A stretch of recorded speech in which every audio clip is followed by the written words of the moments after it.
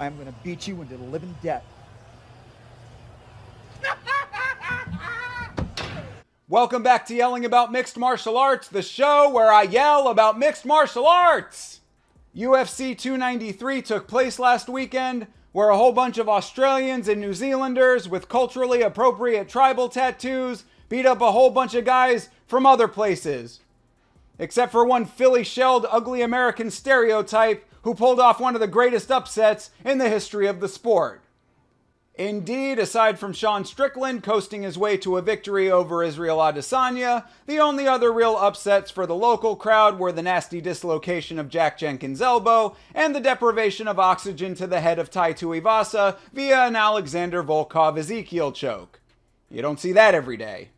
Regardless of regional bias, Sean Strickland actually turned out to be a huge fan favorite in Australia both before and after the title bout, but we're really getting ahead of ourselves, because the true shenanigans of this event took place both before and after the fights themselves. And boy oh boy were there shenanigans afoot in the land of the kangaroo.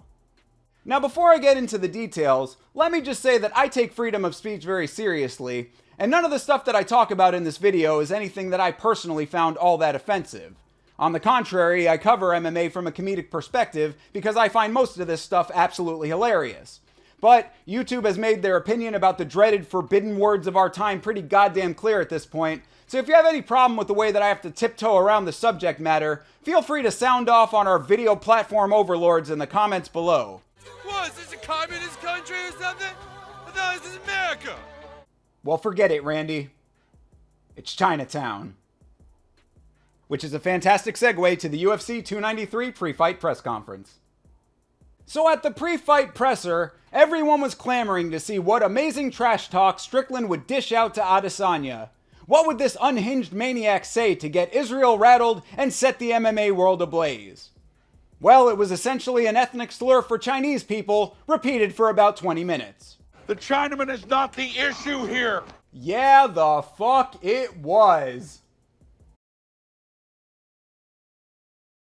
No, the real MVP of the pre-fight presser tomfoolery was actually Manel Kape, who got into a heated verbal exchange with Adesanya after taking aim at Kai Kara France.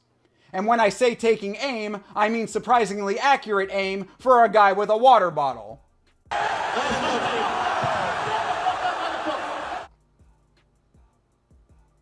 It's nice to see that someone in the UFC can throw something other than a punch, unlike some people.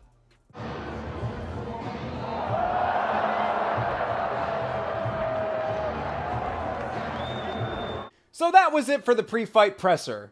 A little bit of silliness, but nothing overly out of the ordinary. Little did we know that going into the event itself, the 293 buffoonery was just getting started. So on the early prelims of the card, there was a man named Charles Radtke, aka Charlie Buffalo, known associate of Rusty Shackelford with a name like that, I'm sure.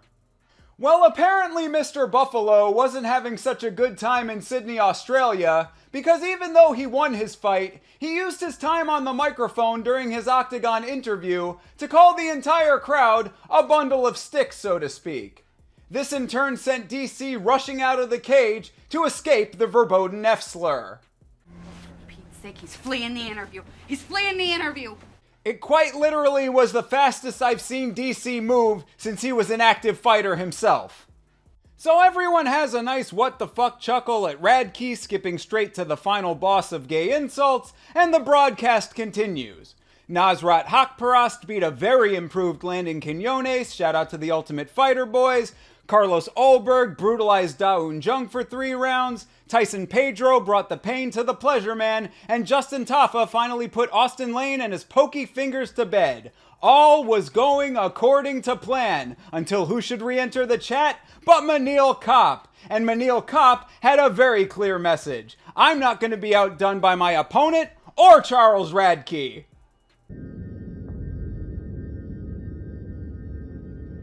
It is happening again. Manel was fighting a young man named Felipe dos Santos, who must have been murdering people in Brazil because he skipped right over the Contender Series, which he was supposed to appear on, going straight to the number 10th flyweight in the UFC.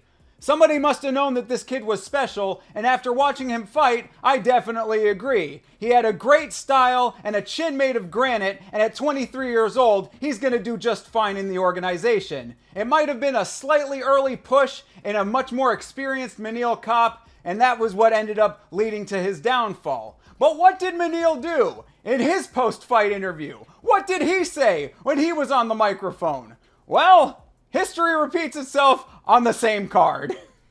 In a scene eerily reminiscent of the very awkward head cradling that he did at the pre-fight presser, Manel takes the opportunity to slow dance with Dos Santos in the center of the cage before getting on the microphone and dropping an F-slur so hard it once again sent DC running out of the cage like someone had just yelled fire in a crowded bakery. At this point, with 2 F-slurs in one pay-per-view, something that I don't think I've seen in my time as an MMA fan, I thought the train was truly off the tracks. I half expected Alexander Volkov, one of the nicest Russian giants in the entire sport, to go out there and beat Tai Tuivasa and then drop an F-bomb of his own just to complete the scene of wackiness that we were witnessing. And while that didn't happen, the main event would provide enough shock and awe all on its own, no homophobic slurs needed. In an upset rivaling Matt Serra versus GSP, Sean Strickland stepped into the octagon and proceeded to Philly shell, leg lift, and swipe defend his way to the most unexpected victory of the decade. His ultra-strategic performance neutralized literally everything that Izzy was throwing at him, to the point where Sean really made it look effortless. A lot of people are dogpiling on Adesanya because of his performance, no pun intended, but I think that really does a disservice to the impressiveness of Sean's work. I think that that's the exact fight that Yoel Romero could have had if he had a game plan as strong as Sean's. Get in and hit, get out and don't get hit. Sometimes the fundamentals are all that it takes, no matter how many styles your opponent wants to bend. And with the gold wrapped around his waist, what does the American psycho that everyone's worried about, the trash talker who shoots from the hip and says exactly what's on his mind at all time, this menace to the sport that could say anything at any moment, tarnishing the entire organization and mixed martial arts as a whole, what does that man say when he's on the microphone? He says thank you very much to the audience in a very humble way and gets a thunderous applause from everybody. Can't make it up. I was going to do a full meme roundup of this event, but everything that I saw was kind of stale in my opinion, with the majority of memes being about Israel and his China connections, which has been done to death, and his dog diddling escapades, which I covered on the channel months ago. There were a couple of decent ones though, so let's take a look at them now. Alright, first we have this outstanding display of patheticness on the part of Aljamain Sterling, before Toaster Strudel O'Malley comes back with a nice one-up image of his own, good burn there. Then Flaming Hot Cheeto and Aljamain's pet Jordanian Shepherd enter the fold. All of that's all well and good, but really that's just a setup for this meme. And that's a thing of beauty, baby. 7 out of 10 wanna nows. The other ones to come out of this event that I thought were pretty funny were all based on this sequence.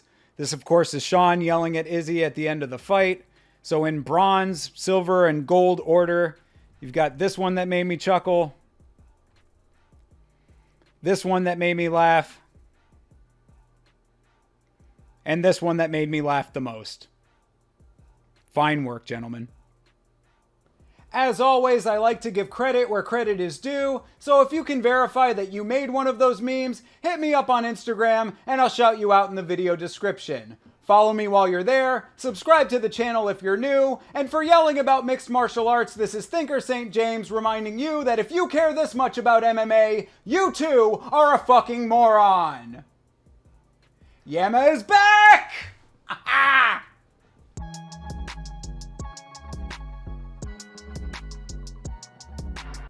I know I talk about DC making some pretty swift exits from the cage in this video, but Carlos Ulberg did an odd little sprint of his own before his fight even started. Must have left the stove on in New Zealand or something. My muffins!